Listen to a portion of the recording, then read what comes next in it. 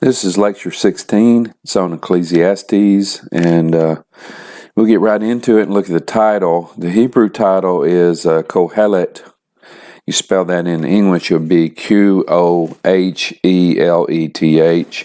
or you could spell it Koheleth, and it's from Qahal. Qahal means it's related to an assembly. And maybe as one who speaks or convenes at an assembly, or commonly maybe a preacher. The name Ecclesiastes of the book comes from in the title from the Septuagint, and the Greek term Ecclesiastes means assembly also, and it comes from the word ecclesia, which is probably a pretty familiar word with you, which means an assembly, and then there's the word that's used that's translated church. The authorship of this book, we have in the first verse the words of Qoheleth, son of David, king in Jerusalem. And some are doubtful, but the author of the book has traditionally been viewed by Jewish and Christians alike as Solomon. He seems to fit that. And while the author doesn't identify himself as Solomon, he resembles him. He is the wealthy son of David, king in Jerusalem. According to Jewish tradition, Solomon wrote the Song of Songs in his early years, expressing a young man's love. He wrote Proverbs in his mature years, manifesting a middle-aged wisdom. And then he reportedly wrote Qoheleth in his declining years, revealing an old man's sorrow. And you have at the end of the book, 12:1, remember the Lord in your youth. Perhaps Ecclesiastes is the record of Solomon's regret and his repentance for his sins that are recorded in 1 Kings 11, when his heart was led astray by his foreign wives. The book of Ecclesiastes, then, if it was written that late, would have been written just before Solomon's death and before the division of the kingdom that occurred in 931 BC. If you look at Kings, and Chronicles, the historical books give only an outline of Solomon's life and career. And as we said, in his early reign, he had a close walk with the Lord. You remember he received a special gift of wisdom from God. He constructed the first temple of Yahweh in Jerusalem. And at some point in his reign, his numerous wives led him into apostasy. And so far as we have in Kings in the historical record, Solomon never returned to a faithful relationship with the Lord. But perhaps Ecclesiastes is a picture of that. The purpose and theme, Archer suggests that the theme of the book is to convince man of the uselessness of any worldview which does not rise above the horizon of man himself. The only adequate worldview is one which places God himself at the pinnacle as the highest value of all. Nothing else can be at that place. He is the only one who can give meaning to life. The basic theme is the futility of life apart from God.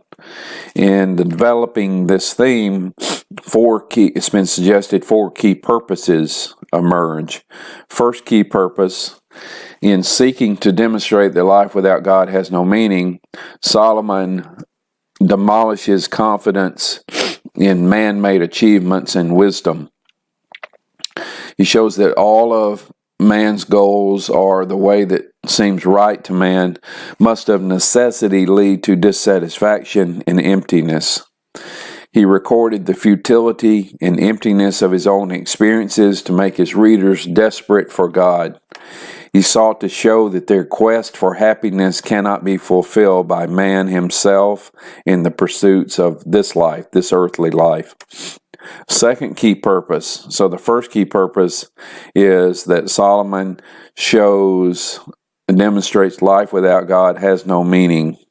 And that destroys confidence in man-based achievements and wisdom. Second key purpose Solomon affirms that much in life cannot be fully understood, which means we must live by faith and not by sight. I mean, life is full of unexplained enigmas, unresolved anomalies, uncorrected injustices. There's much in life that man cannot comprehend nor control. But by faith, and by faith we don't mean a blind leap in the dark, we mean trust in God, in what He has revealed to us in His Word.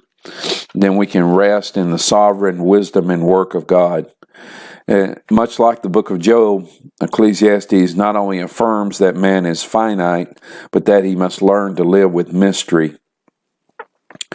Life down here on earth, which in this book is life under the sun, cannot provide the key to life itself in our fallen and bankrupt world.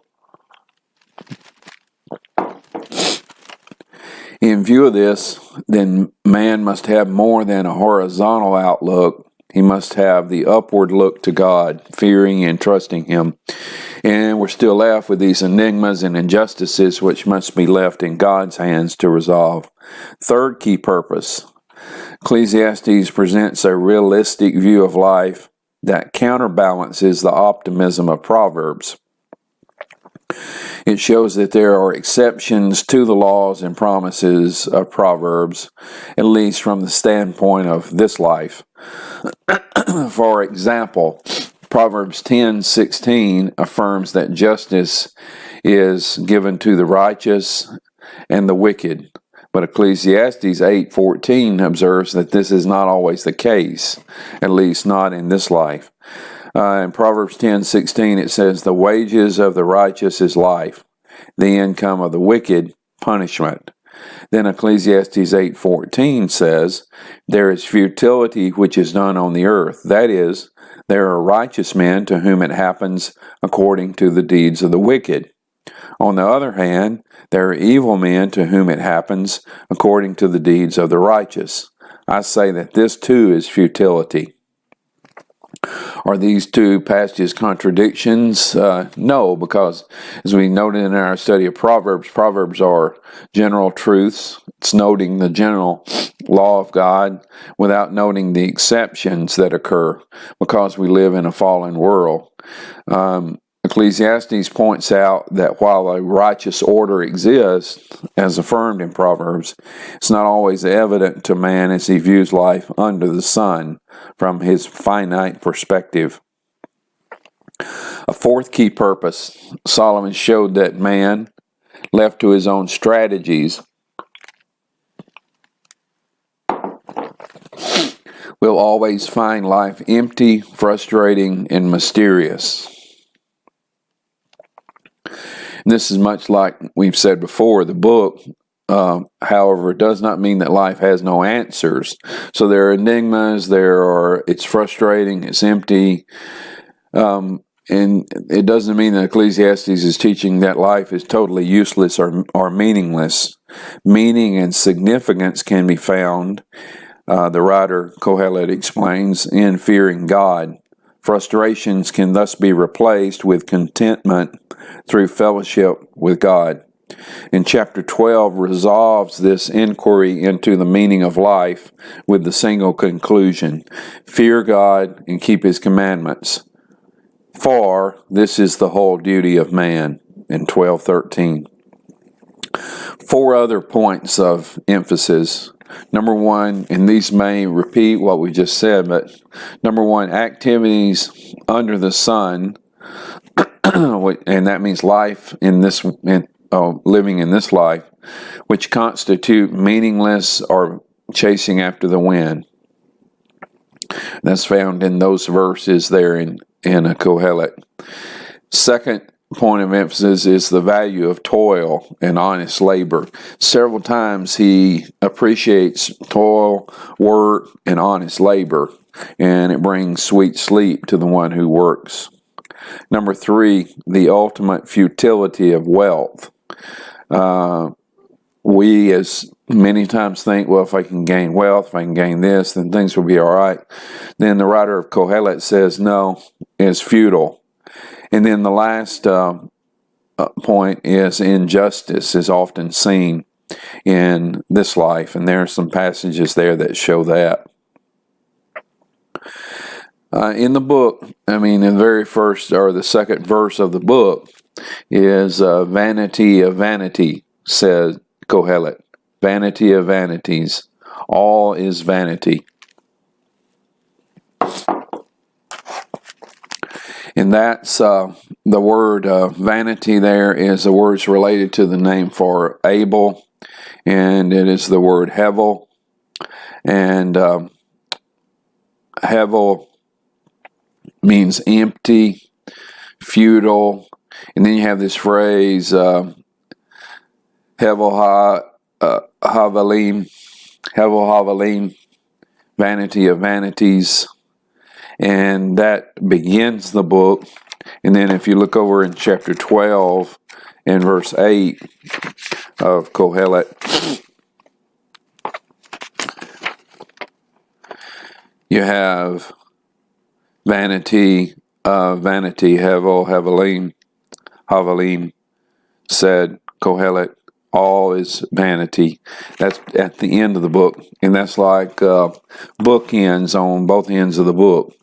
And this phrase is used, or the word is used, hevel, 38 times throughout. The phrase hevel havalim is not used that many times, but vanity means emptiness. So it's a key theme throughout the book. The point is, life under the sun is hevel. Life under the sun is vanity. Now, summary of the contents. Chapter 1 contains the author's initial observation and complaint. As we said, all is vanity. And then the first 10 to 15 verses there declare the vanity or the circular nature of all things. The middle chapters of the book tell of the king's effort to experience and attain great achievements and pleasures through different things. And he finds that to be hevel. He finds that to be vain, with the exception of the process of enjoying one's work. In chapter 3, 1 through 8 is a classic statement in antithetic parallelism regarding the seasons of life. And he does say that maybe there's a cycle in life, but again, it's it's looked at pretty negatively. In later chapters, especially 11 and 12, he declares the importance of serving God in one's youth. And then chapter 12 is a masterful poetic description of the process of aging and death as the ultimate vanity. And the author concludes with the exhortation to fear God and keep His commandments. And that highlights the theme that life, even success and pleasure, are only meaningful in the context of the fear of God and the reception of His blessing. Now, the thought sequence in the book. Throughout the book, the author alternates to show two opposite views of life. One is pretty negative and pessimistic. The other is positive. But first, he views things around him as the natural man would do, without the light of divine revelation. And so that would be life under the sun. And in these sections, Qoheleth is pessimistic and skeptical. Second, he writes as one to whom God has revealed Himself. And these observations and conclusions are not so pessimistic. They have surety and hope. For instance, he writes in 3:14, everything God does will remain forever. That's positive. That's not so negative. The writer furnishes the clue in 12:11 to how he has written the book. Let me go over there. Qoheleth 12 in verse 11. The words of the wise are as goads. That means used by shepherds to prod the animals, like long sticks, to get the animals to move. And the similar effect is produced by the words of the wise. They stimulate thought. They make for ethical progress. The words of the wise are as goads, and as nails well fastened are those that are composed in collections. They are given from one shepherd. So he speaks of two types of passages found in the book, as some suggest, negative and positive, under the metaphor of the goads and nails. The goads views life negatively, prods the reader to think and evaluate. The nails view life positively and God-centered. When you drive a nail down, it's a fixed point. And so the nails are God-centered fixed points in the search for meaning. In the book, we talked about Hevel, and there are 10 things that are said to be Hevel or vanities in Qoheleth.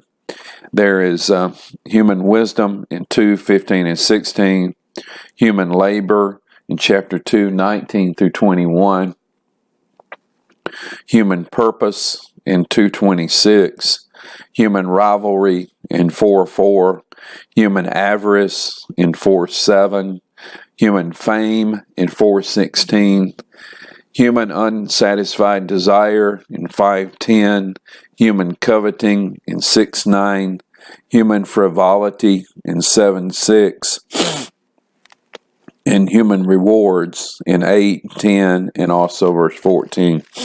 And that chart comes from Smith in his book, The Wisdom Literature in Psalms. The placement of Qoheleth in the canon, it occurs in the Ketuvim, in the writing section of the Tanakh, which, as you remember in all the videos we've talked about, Torah, Nevi'im, and Ketuvim. Torah's law, Nevi'im is the prophetic section, and then Ketuvim, the writings.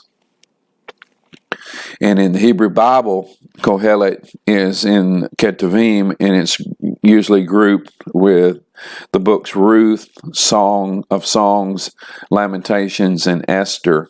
And it's part of a grouping known as the Megillot, or the rolls, in the third great division of the Tanakh and the Ketuvim. And it in respect to the other four books in the Megillot, it's not uniform, but it's in the Ketuvim and in a grouping known as the Megillot, the rolls. All right, we're going to go through the book now briefly as exegesis and mainly look at an outline. And I'm going to take just 1 second here, get a cup of coffee.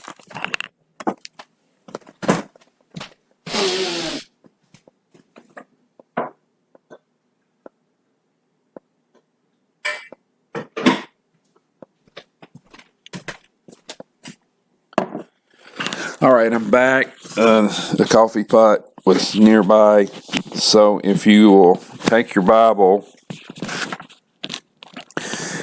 and we will go through an outline. And this outline is not original with me. And at the end of the outline, I'll give you the source where I found it. Chapter 1, 1 through 11 is a divinely expired existential crisis. And the premise is verses 1 through 3. We talked about the theme, vanity of vanities, said Qoheleth, vanity of vanities, all is vanity. And then he says in verse 3, what profit, and that's an important word in his philosophy. It occurs 10 times in the book, nowhere else in the Bible. And the literal meaning means a surplus in a balance sheet. And it's the substance of something. It means, is life worth living? And in Hebrew, he's asking this question, and it may be it's viewed as a denial. He says, what profit has man for all his labor, where he labors under the sun? And that phrase, under the sun, occurs 29 times. in the book. And so the premise is all is vanity, and what profit has man for all his labor, wherein he labors under the sun. And the proof of that is given in verses 4 through 7, and he gives several illustrations here. One generation passes away, another generation comes. The earth abides forever. The sun arises, the sun goes down. The wind comes and it turns around in like a circle. It just keeps coming. All the rivers run into the sea, and yet the sea is not full. And again, he's not expressing like scientific thought here. He's giving just popular illustrations or the proof of this premise. All is vanity. What surplus, what substance is there for humans in all his labor, in all his toil, all his hard and wearying work?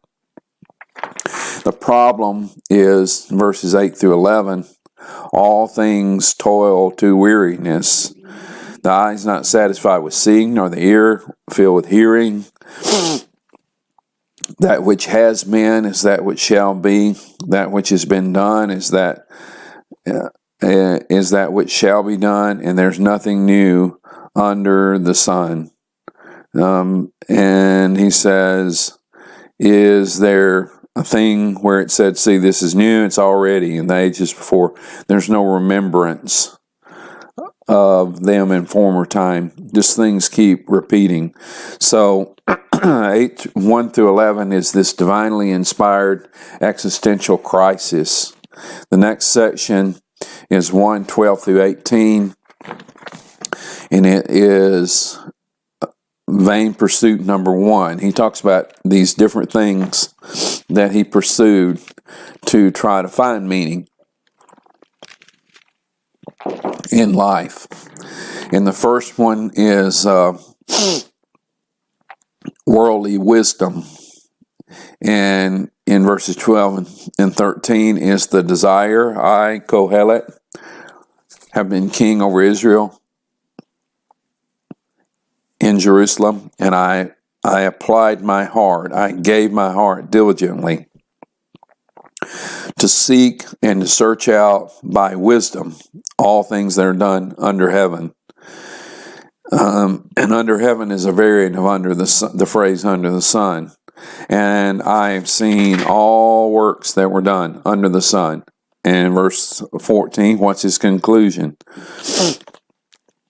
Well, the diagnosis is all is vanity, and it's striving after the wind, trying to catch the wind. And that phrase occurs 7 times in the book. That which is crooked cannot be made straight, and that which is wanting cannot be numbered. So there's the desire, that he's going to search this out, the diagnosis, and then the despair that leads from that. I spoke with my own heart and saying, I've gotten great wisdom, more than all that's gone before me now. And my heart has great experience of wisdom, and I applied my heart to know wisdom and to know madness and folly. But what did he perceive? It's like striving after the wind. And in much wisdom, there is vexation. And to increase knowledge increases sorrow. So vain pursuit number 1, verses 12 through 18 of chapter 1 is worldly wisdom. Vain pursuit number 2 is in chapter 2. 1 through 11. The desire is in verse 1. I said in my heart, come now. It's a call to action. I will search for wealth. I'll enjoy pleasure. And verses 2 through 10 is the diagnosis. I said of laughter, of mirth, what does it accomplish? I searched how to pamper my flesh with wine, with wisdom, lay hold of folly. And he talks about all the things that he was able to build. I built houses, I planted vineyards and gardens and parks and all kinds of fruit, pools of water. And he has all these servants.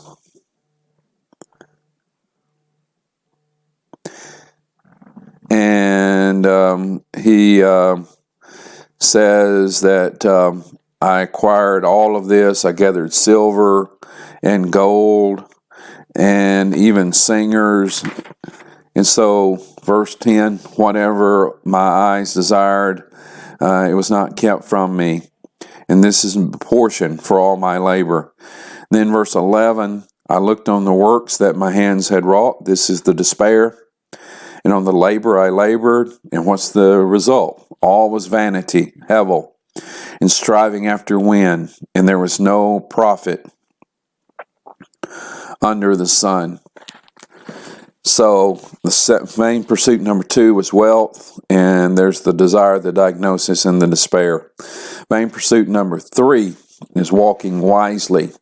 The desires in verse 12. And I turned myself to behold wisdom and madness and folly. And in the diagnosis, verses 13 through 16, I saw that wisdom excels folly as light excels darkness. And I noticed that the wise man and the fool, the wise man walks in the light and the fool walks in darkness. But one event happened to them all. And then I said in my heart, as it happened to the fool, it happened to me. And of the wise man, verse 16, even as the fool, there's no remembrance forever. And so the one thing is that the wise man will die just as the fool will die. He's not talking about the final outcome of life and what happens with one who's faithful, but he's talking about the fact of death. And so the despair is in verse 17. So I hated life because the work that's wrought under the sun was grievous to me. It was evil upon me, and a striving after the wind. Then in chapter 2, verses 18 through 26 is vain pursuit number 4, and that's work. The desires in verses 18 through 20. I hated all my labor that I labored under the sun, because I will leave it to the one after me. And you don't know who's coming after you, a wise man or a fool. And they will rule over what I've stored up. And so I turned about to cause my heart to despair, this labor that I labored. The diagnosis in verse 21 through 23. And he says, it's vanity, it's great evil. And what profit is there? All the days are pains. And then the despairs in verse 24. There's nothing better for a man that he should eat and drink, make his soul enjoy pleasure for his labor. This also I saw is from the hand of God. Now throughout, as we talked about the goads and the nails, one thing he does say is, and he's not saying it from like a philosophical Epicurean or Stoic philosophy, you just eat, drink, and be merry, for tomorrow we die. He is saying that God has given enjoyment of life, and you need to enjoy that. But if you look at life as a whole, apart from God, under the sun, there is no enjoyment and there's no meaning. So vain pursuit number 4 is work, and that's 18 through 26. He says, for the man that is good in his sight, he gives wisdom and knowledge. But to the sinner he gives together to heap up, that he may leave it for somebody else. And this is vanity. That's the striving after the wind. Chapter 3, he finds meaning in divine timing. And in 1 through 8 is a very famous passage about a time for everything. And you have in these parallel lines a time for this and a time for that.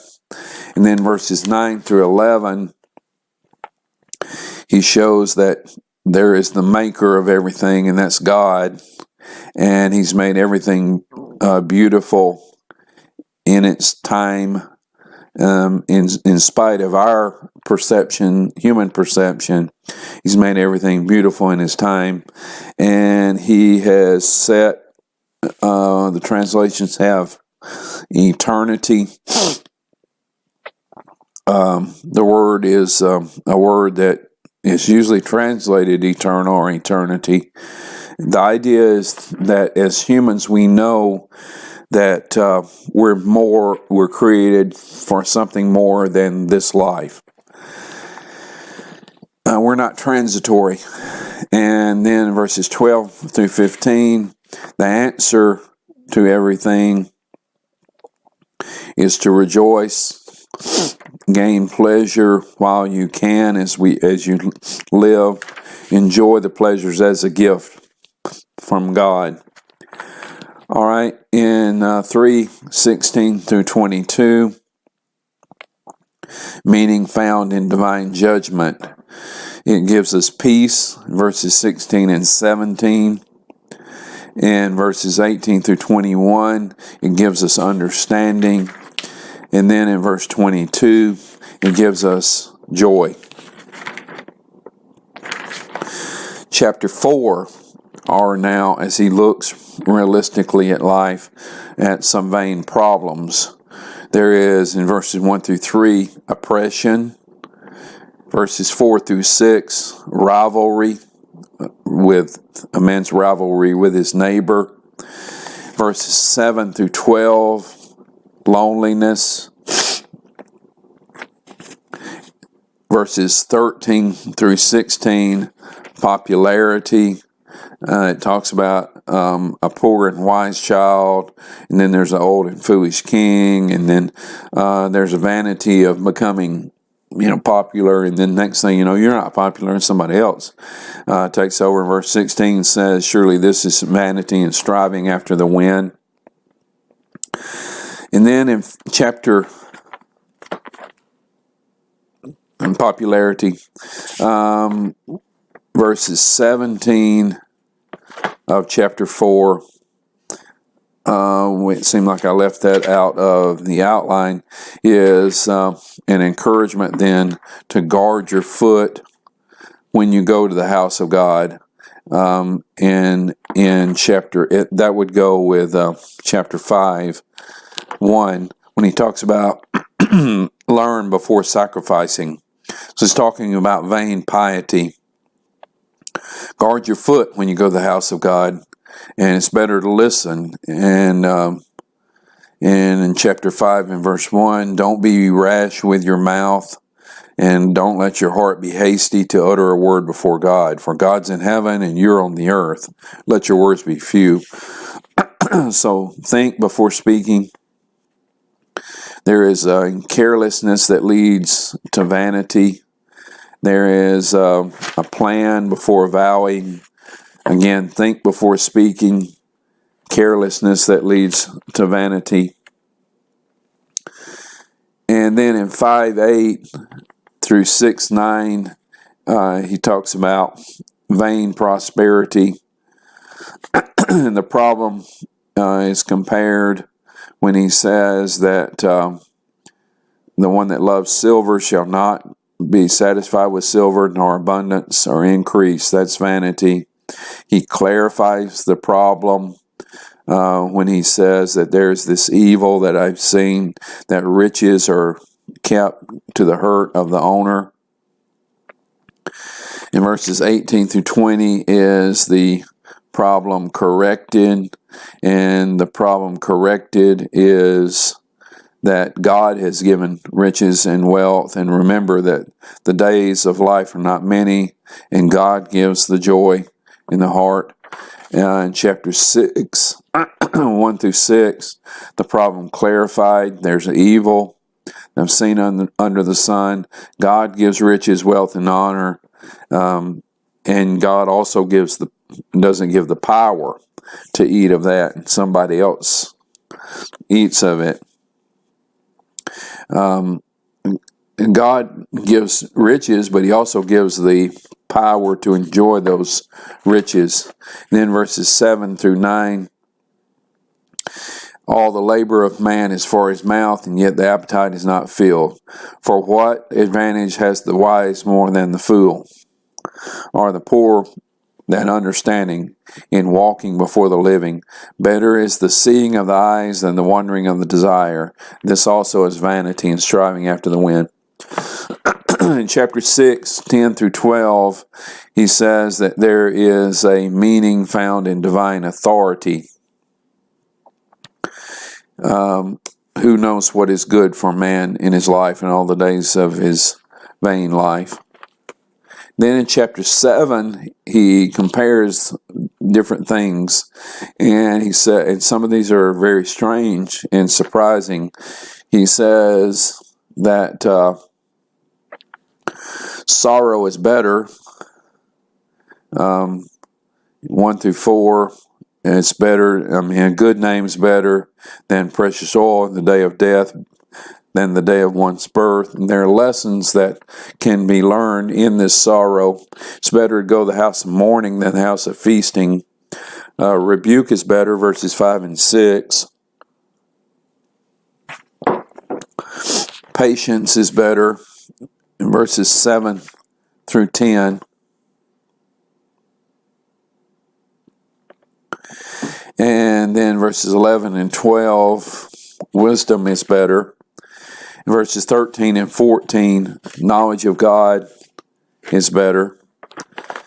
And then in chapter 7, 15 through 19, or 15 through 29, there is a limitation of human wisdom.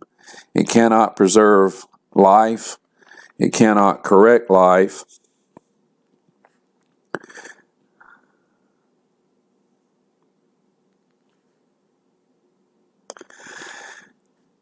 And it cannot explain life.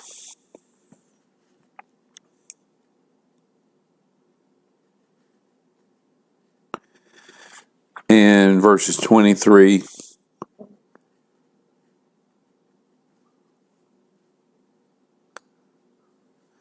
and let me take a break for just a second here.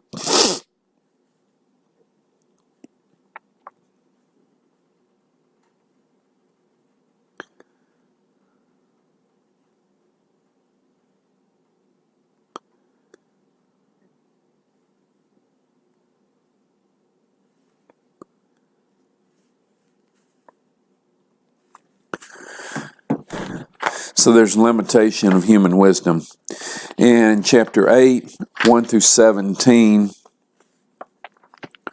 he says, we walk by faith, not by insight. Who is the wise man? Who knows the interpretation of the thing? The question in verse 1, a man's wisdom makes his faith to shine. So who is the wise man?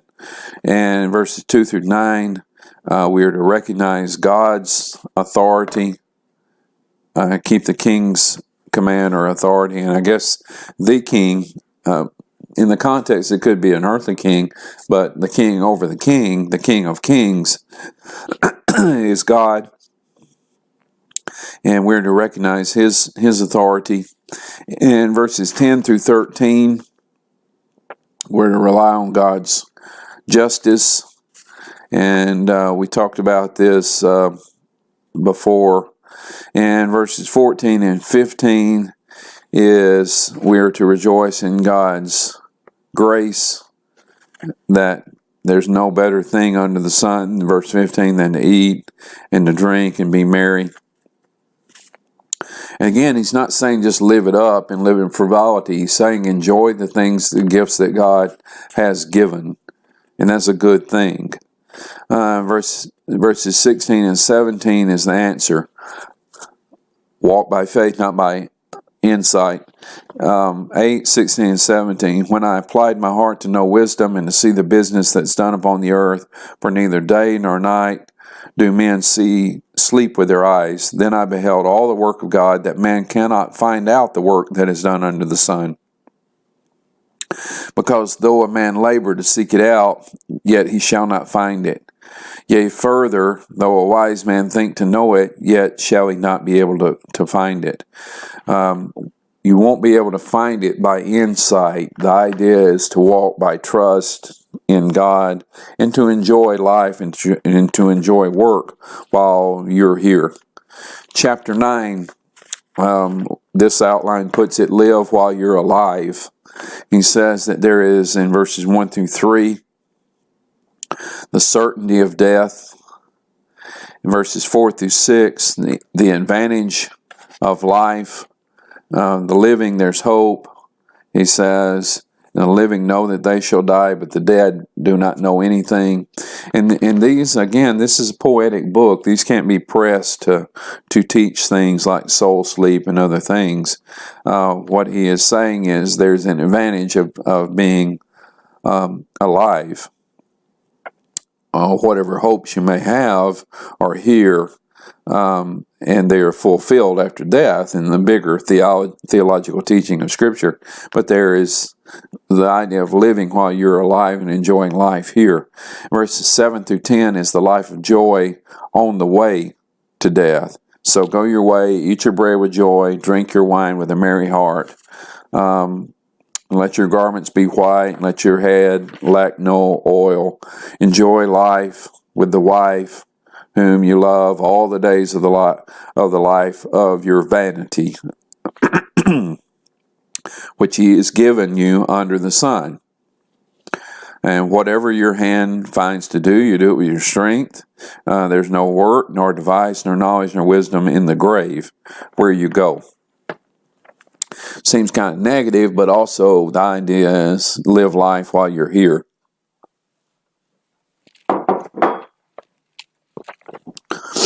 Chapter 9, 11 through 18, think wisely about wisdom.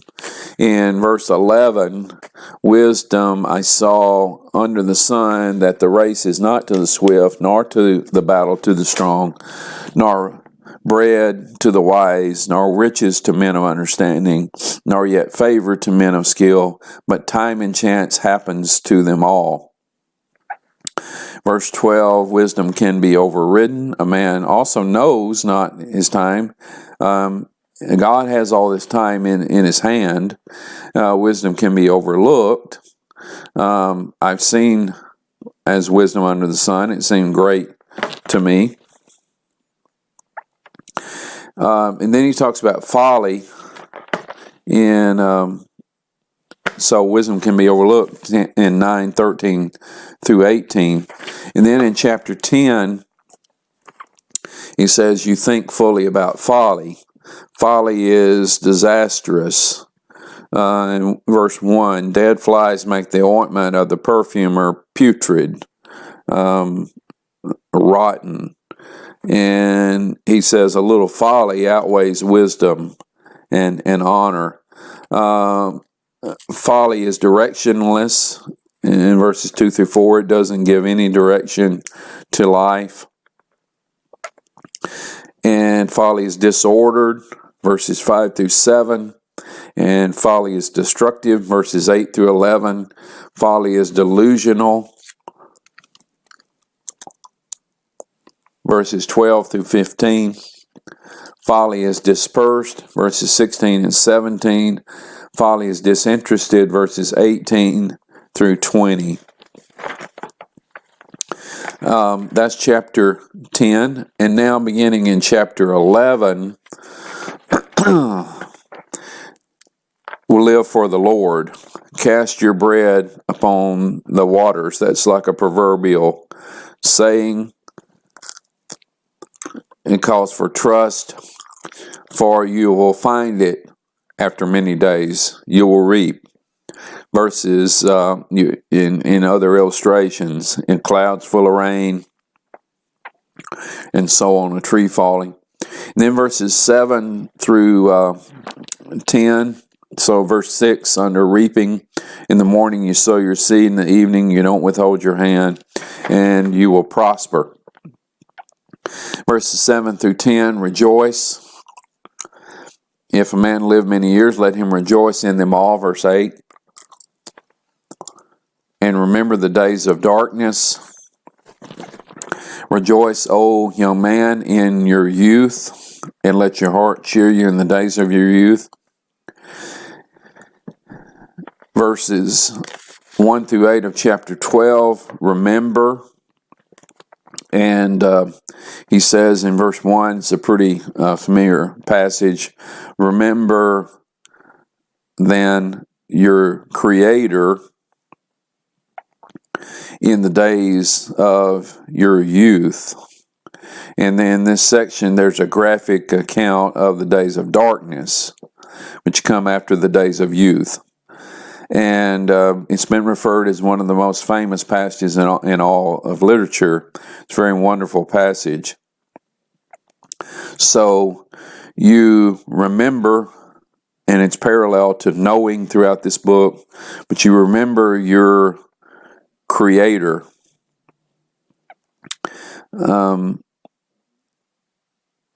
And he says, before the evil days come. It's not really a specific, it's not a specific set of evil days, but the idea that life begins and life continues, and it's evil. He would characterize it as evil days. And then you have these imageries of the oncoming of age.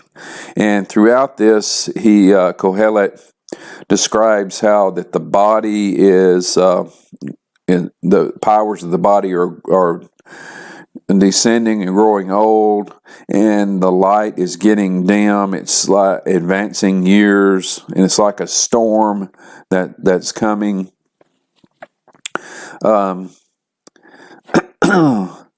You have in verse 2, before the sun and the light and the moon and the stars are darkened, and the clouds return after the rain. The sun and the light probably refer to the forehead and the nose, the moon, the soul, the stars, the cheeks.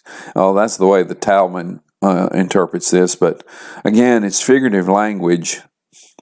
And the keepers of the house in verse 3, maybe the ribs shall tremble, the strong men shall bow themselves, the legs bow, they grow bent in old age, the grinders cease because they are few, and I guess that's talking about the teeth, and those that look out the windows shall be darkened, the eyes grow dim, the doors shall be shut, the sound of grinding is low, and one shall start up the voice of a bird. It's hard to sleep. And he says, you'll be afraid of that which is high. To an old man, every little thing, small hill looks like the highest of mountains. Terrors will be on the way. The almond tree shall blossom. The almond tree blossoms with a white blossom. The grasshoppers shall drag along. Because man goes to his long home, and the mourners go about the street. Before the silver cord is snapped asunder, maybe the spinal cord, the golden bowl is shattered, the pitcher is broken at the fountain, and the wheel falls and is shattered into the pit. The dust returns to the earth as it was, and the spirit returns to God who gave it. And then verse 8, back to the theme again. Vanity of vanities, says Qoheleth, all is vanity. And I wish we had time to go back through this poetic section and spend more time, but we don't. But it's a wonderful passage that is putting in poetic form the onset of old age. So you remember your Creator in the days of your youth. Then the conclusion to the book is verses 9 through 14. Verses 9 through 11 is the direction from the preacher. He says, besides that Qoheleth was wise, he taught the people knowledge. He pondered and sought out and put them in many proverbs. The words of the wise, as we said, are goads, and his nails are fastened. And then verse 12 is a danger for his son. My son, be admonished. The making of many books there is no end, and much study is a wearisome to the flesh. He's not depreciating the devotion of study. He's just recognized honestly it's wearisome to the flesh. And so in verse 13 and 14, the last two verses of the book, is the duty of every person, the end of the matter, the final summing up of the argument of the book. And I think if we don't understand this, then we don't understand the book.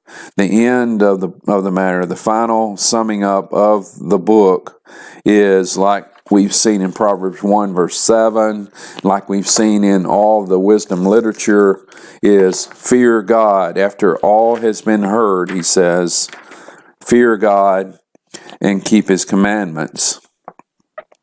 This is every person's duty. This is the whole man, the whole person. For God shall bring every work into judgment concerning every hidden thing, whether it be good or whether it be evil. This is the end of the matter. Fear God and keep his commandments. Now, what I want to do is look at a sermon, and here's the source of this preceding outline. And I want to look at a sermon now, and this is from T.B. Larimore. And Larimore lived in 1843 to 1929. He was a preacher in Churches of Christ. And this is a sermon that he delivered in Nashville, Tennessee. And you can read the sermon at that link there. But I want to go through this sermon. It may take us a little while to do this, but I think it's a vivid way, and you might want to use some of the phrases out of this sermon. But the sermon is entitled "The Whole Duty of Man," and again, I don't agree with all his points in the sermon or all his statements, but I think it's a good sermon to listen to. He begins, the book called Ecclesiastes is a very peculiar book. Of course, every book has its distinct peculiarities, and if a book should be made not being peculiar in some respects, it would have no special interest to a literary public, from the fact that its field is already occupied. But Ecclesiastes is a peculiarly peculiar book. It is so exceedingly peculiar that unless we are careful to understand the general import of it, we may become very greatly bewildered in reading it. Of all the books that have been ever written, there are exceedingly few that are simpler, plainer, or more easily comprehended than the beautiful book called Ecclesiastes. And yet there are few books that are harder to comprehend. It is so simple that little children can understand it from beginning to end. It is so hard that sages may read from beginning to end and be worse bewildered when they get through than when they commenced. It depends to a great extent on your general conception of the scope, design, and mission of the work as to whether you understand it immediately or know scarcely anything about it at the end of a lifetime of study.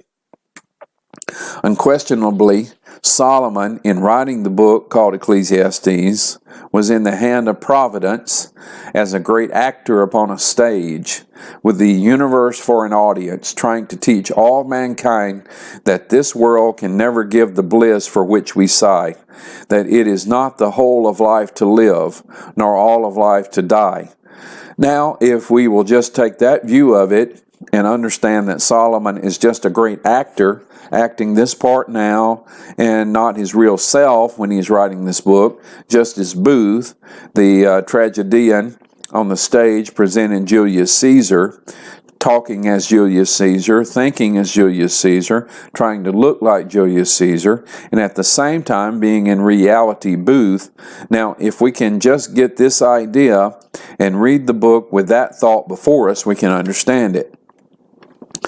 If you've never read the book with that key, with that idea, I will feel perfectly safe to say to you, as honest men and women would say, that you have never been able to understand Ecclesiastes. But if you have read it with that key, that you understand and consider it one of the simplest and sublimest of books.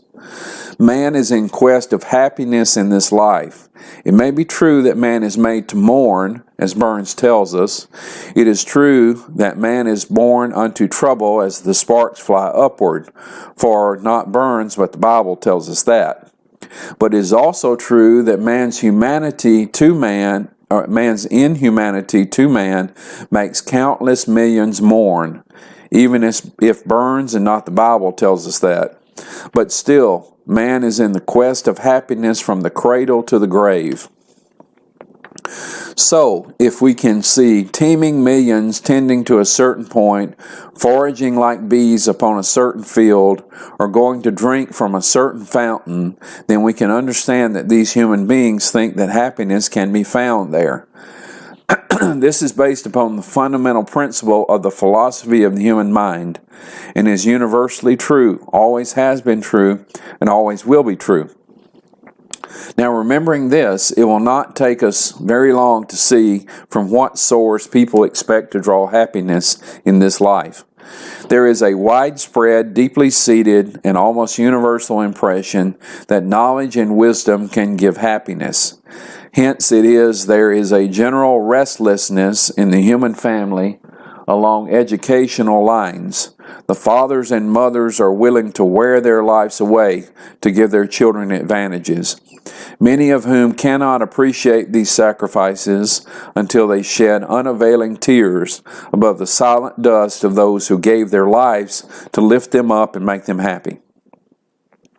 Hence it is that men will trim the midnight lamp and read and think and write until they sap the very foundation of their physical constitution and bring themselves to an untimely grave, as Poetical did, many of whose finest writings are in condemnation of that very course, when he was, while writing these things, following that course to a suicide's grave, when otherwise he would have been in the prime and vigor of young manhood. Hence our restlessness with reference to the news. If it is time for the afternoon paper, and we make a mistake and get the morning paper, we are vexed. We want to keep abreast of the times and keep on learning. Now Solomon was the man to go on the stage and present this to all of us, and to go on before us across the stage and then tell us the result. The curtain rolls up for the first scene, and we behold the wise man Solomon. Look at him. We see he is a marvelous man. The expression of his countenance, the shape of his head, his whole mortal frame bearing the stamp of wisdom and knowledge. He had divine assurance that he was wiser than any man who had preceded him on the stage of action, and until time's knell should sound no more, should come upon the stage of action that could rival him. His wisdom was such that kings and queens and princes came from different parts of the earth to study like little children at his feet and gather wisdom from his lips. Amazed and dazzled at the splendor of his wealth of knowledge, they returned to tell their subjects that the half had never been told. We see Solomon on the stage enjoying all this prominence. Is he happy? We see him thinking deeply. We see him take his pen and write, "How dieth the wise man as the fool?" One event painful to them both. That increase of wisdom is ever an increase of sorrow, and we realize that he is thinking of the day, not far distant, when the flaming torch of his intellectual superiority is to be dipped in the silent river rolling between the shores of time and eternity. That he himself will be upon a level with any toad that dwells in the land, side by side in the solemn silence of death. Nor will he have any superiority over the toad when the end comes. So, thus writing, he turns and looks out. We see sorrow and sadness and despair depicted on his face. And he turns and writes, vanity and vexation of spirit. In other words, he writes over the fountain of wisdom and knowledge, all is vanity and vexation of spirit, that the old and young, while time shall last, may read and understand. It means that if you're not looking beyond this world, if you're not looking beyond the stars, but expect to get happiness from the fountain of wisdom and knowledge, you are doomed to disappointment, and will find when the solemn hour of death comes that all is vanity and vexation of spirit. And while we see him stand with saddened face, the curtain falls upon the first scene. There is a widespread impression that wealth can give happiness, that wealth can give the peace for which we sigh. Hence, from the rivers to the end of the earth, there is a ceaseless struggle. People trying together to hoard up wealth. Men will turn from their loved ones, cross rivers, mountains, plains, and seas, and practically bury themselves alive in their efforts to gain wealth. As was illustrated especially back in the early 50s in this land, when there was a vast army marching from the older states to the Pacific states to hunt gold in those golden sands. There are hundreds, if not thousands, of lonely graves marking forever the paths that were followed by men in quest of gold. And people are doing that now. Not many months ago, just after the train left Louisville, I noticed that a man on the seat near me was very restless. Directly, he said something to me, and we got into a conversation. He briefly told me his story, and I learned from him that he was then 42 years old, that he had left his old Kentucky home when he was about 22, that he had gone to the mining district of Mexico and had spent 22 years there. He was returning home then with 2 bullets in his body and about $20,000 in gold in the bank in Louisville for safekeeping. He asked the conductor repeatedly about what time he would get to a certain station.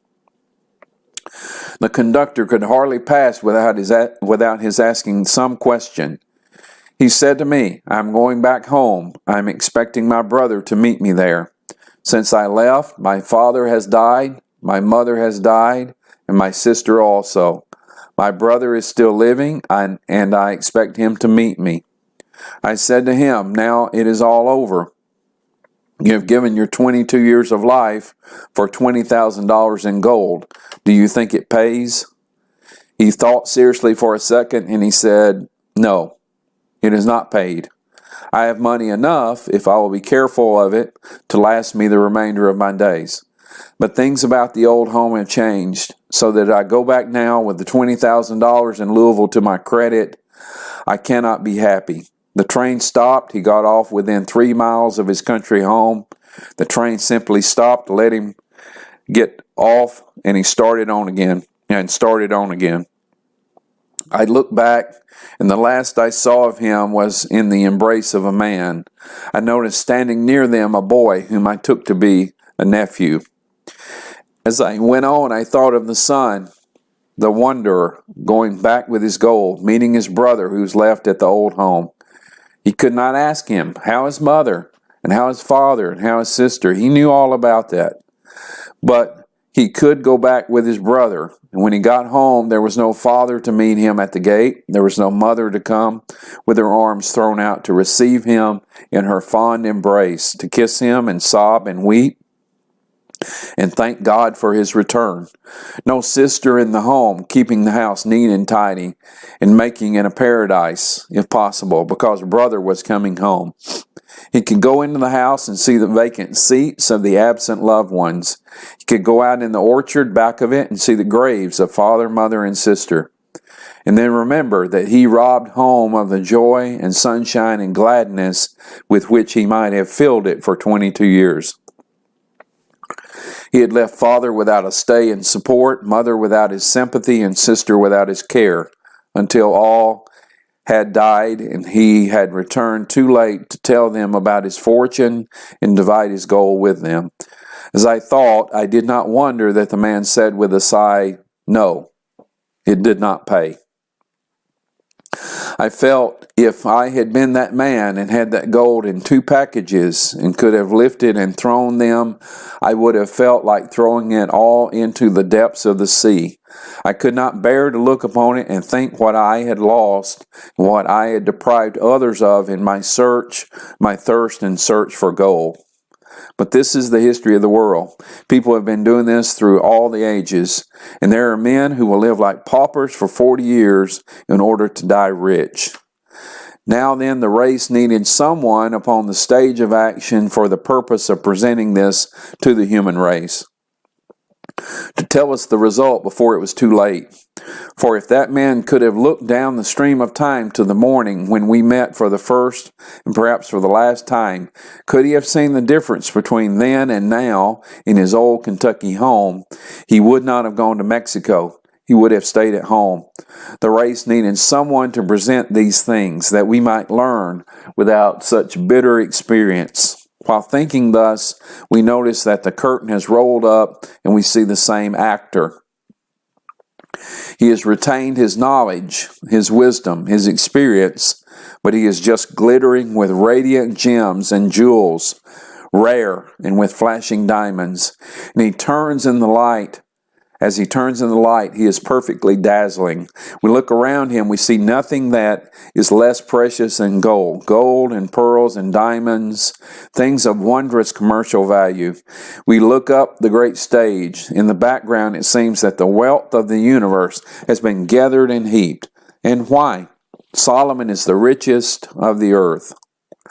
Men experienced along that line who have made estimates tell us that Solomon's wealth was such that Croesus, whose name has been a synonym for wealth, was practically a homeless wanderer, a penniless pauper in comparison with him. In Solomon's days, the surrounding nations poured their glittering golden treasures into Palestine, and Solomon had charge of these treasures. Gold and silver were as rocks for abundance about Jerusalem at that time. He realized that his wealth was almost boundless, that it was practically impossible for him, by reckless extravagance, to diminish the wonders of his wealth. Was he happy with all this wealth, with all these streams flowing in perpetually? The streams of glittering gold, dwelling in a palace that caught the rays of the rising sun upon a golden roof? If wealth can make a man happy, Solomon is happy. But he has sense enough to know that he can use but little of this wealth. He can dwell in but one golden palace at a time. He can sleep upon but one couch, wear only one suit of clothes, eat but one meal at a time. He can, in a lifetime, use very little of his wealth, and he is grieved and burdened and perplexed because of his anxieties with reference to the great surplus he has. He has sense enough to know that he can never use it. And beyond what he can use, it cannot practically bless. Just as if a man were thirsty and the Pacific Ocean were the best of water to drink. And he owned it and had it hedged about so that no bird or man or mouse could drink of it. He could drink but a little of it at a time, and all the rest would be practically valueless to him. Then the thought ought to come to him, it is cruel to have all this ocean when I can drink but a little, and let teeming millions die of thirst and agony. Then Solomon remembered that he knew not whose these things would be when he departed, whether this wondrous wealth would belong to a wise man or a fool. He did not know whether friends or foes would own it then. He did not know but that the sons for whom he was hoarding up would butcher each other and stain with blood the very treasures he had spent a lifetime in gathering together. He remembers that if he had owned the whole earth and owned it until he died, there would be but one breath between the millionaire and the pauper, that the hour was coming when he would die. In one moment after he breathed his last breath, he would be as poor as the poorest beggar in the land, that his body would sleep in the bosom of the earth, and that would be all of earth to him. And he turns away in deepest sadness and writes over that pool, the glittering golden pool of wealth, vanity and vexation of spirit. thus saying to the human race, if you expect wealth to make you happy, you might as well stop now. For at the end of your race, it is all vanity and vexation of spirit. The curtain drops, the scene ends, but the lesson is ours. We have the same evidence that there is a widespread impression, especially among the young, that revelry, rowdyism, dissipation, frolic, frivolity, and fun can give happiness. There are in this town thousands of hopeless, hapless, helpless invalids languishing upon beds of affliction, who would have been happy fathers and mothers now had they learned in early childhood and reduced to practice what all of us may learn from the lesson taught us by Solomon, if we will. Their parents warned them, some of them having probably followed the same course and learned from experience the folly of it, but could not teach them. They thought, you have had your day and do not want others to be happy. So on they went and wrecked themselves, and others are going on the same way, not taking time to heed the words of warning, but hastening on, thinking they will miss the rocks on which the others were wrecked. And so the race goes on.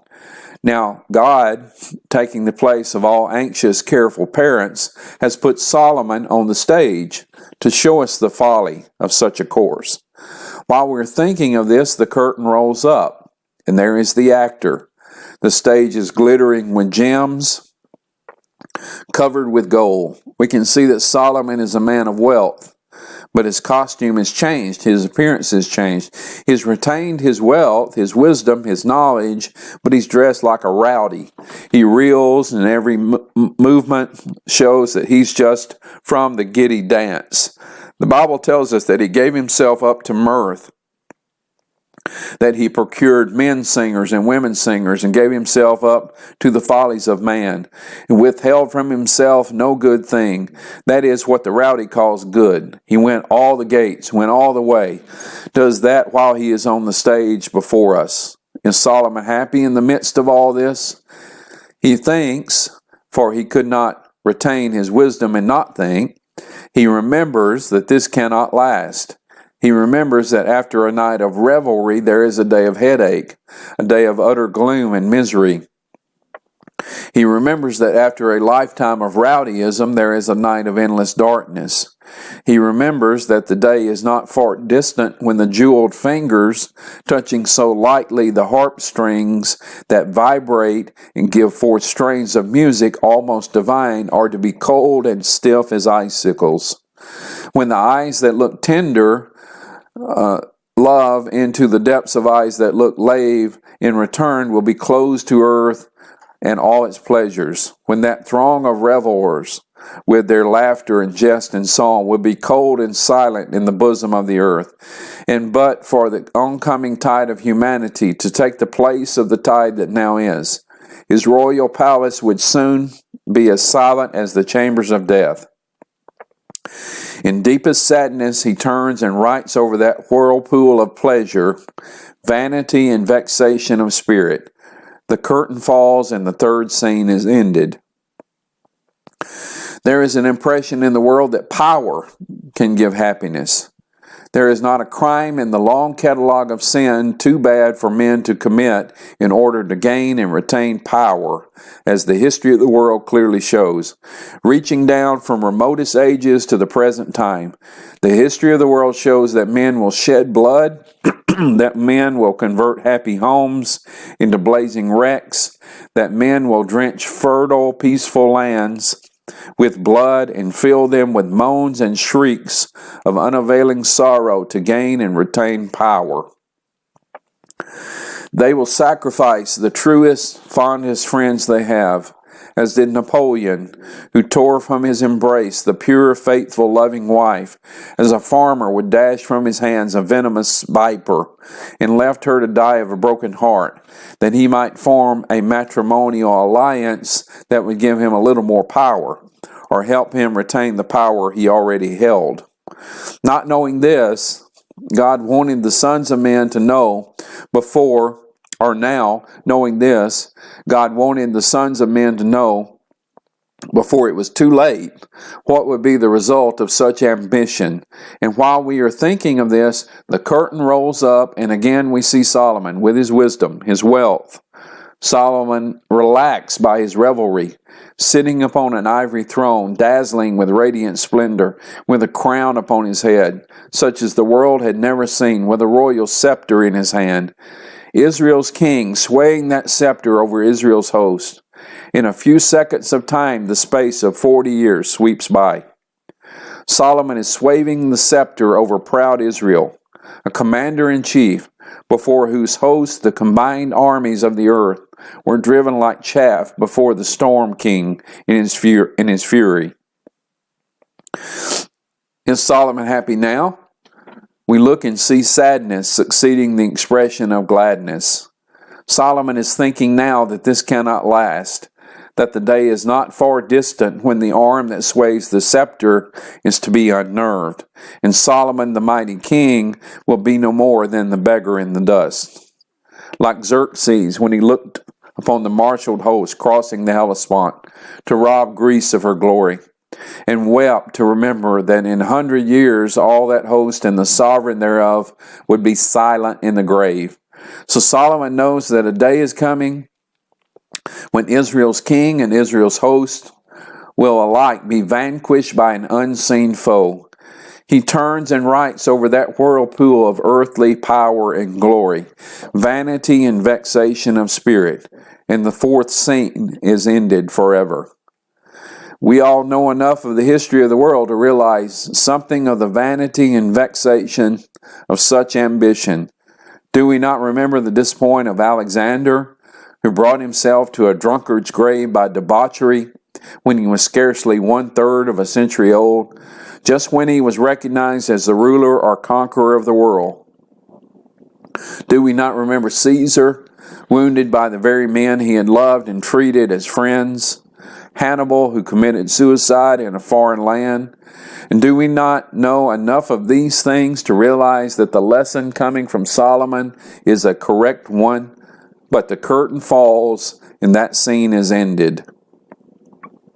While we are thinking, it rolls up again and it gives us the fifth and last scene. And now, when I am done presenting this lesson, and you are done with your patient, polite listening, then you can go home and study until God shall call you hence. But you will not find anything that mortals depend upon for happiness that has not been presented in one of these four pictures: in wisdom, in wealth, in pleasure, or in power. The curtain rises, and we can see far down the stage. It is a little gloomy, but the mists clear away, and through the rifted clouds the sun shines down, and we can see far away on the other side of the stage Solomon again. What is he doing? Weary of these things, he is retired from the busy haunts of men to commune with nature in fair primeval woods, to find the bliss for which the soul sighs. We see that he is looking at a dewdrop that rests on the cheek of a fragrant flower, the tear of night, but now the radiant gem of the morning, in whose bosom the blazing sun is mirrored, a gem equaling in beauty any gem in his diadem. Something attracts his attention. He hears a bird sing and looks to see it, but the bird is gone. He turns again to the dewdrop, but at the first kiss of morning it has dropped from the cheek of the flower and it is gone. Something attracts his attention. He looks around, and looking back again, he sees the flower itself is faded, too sensitive and delicate to bear the sunshine upon it. It falls to the earth, and the dust has hidden its sweetness and its beauty. He looks again. Years have flown by like moments. He sees the tall trees that stood like bannered hosts in battle array, tottering. The cedars fall, the tall cedars of Lebanon. The hills are crumbling, the mountains are fallen. The nations of the earth sink down into the bosom of death. He turns to the heavens. He sees the stars falling from the withered vault above. It being night, because the sun has been suddenly extinguished. The time for the crash of matter and the wreck of worlds is come. He sees the elements melt like wax before the flame. The right arm of Jehovah is bared. He shakes the earth and folds up the firmament like a scroll. The whole earth is ablaze, lighting up with fearful splendor the eternal city of our God. It is all gone, and Solomon turns and writes back over the flame, vanity and vexation of spirit. He comes to the front and stands before us. He tells us that he appreciates the privilege and opportunity that God has given him to show the value of earthly things. If we look to them for happiness, and then dipping his pen in the living light of God, he brings it down upon the waiting scroll, and as he writes, he breathes it out to all the listening earth. Let us hear the conclusion of the whole matter. Fear God, keep his commandments, for this is the whole duty of man. For God shall bring every work into judgment with every secret thing, whether it be good or whether it be evil. And having thus written the conclusion of the whole matter, the pen drops from his weary fingers, the curtain falls, the picture is complete, the play is ended. This is Ecclesiastes. Only in the gift of his Son to save a ruined and recreant race has God manifested more clearly his love for the sons and daughters of men than in placing Solomon upon the stage to teach us these wonderful lessons. I'm here tonight to try in a feeble way to bring these lessons before you. I rejoice that it is my privilege to encourage you, men and women, boys and girls, to come out on the Lord's side.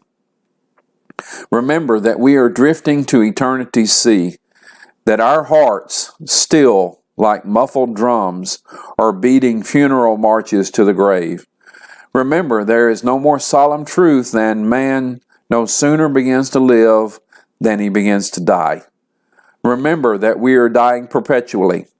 But while we are dying, the Lord Jesus Christ practically stands before us in God's eternal truth, wiser than Solomon, and says to all of you that are subjects of the gospel call, "Come unto me, all ye that labor and are heavy laden, and I will give you rest. Take my yoke upon you, and learn of me, for I am meek and lowly in heart, and you shall find rest unto your souls. For my yoke is easy, and my burden is light." Jesus practically says, "Poor dying sons and daughters of men, I am your Savior. I, by the grace of God, am your only Savior.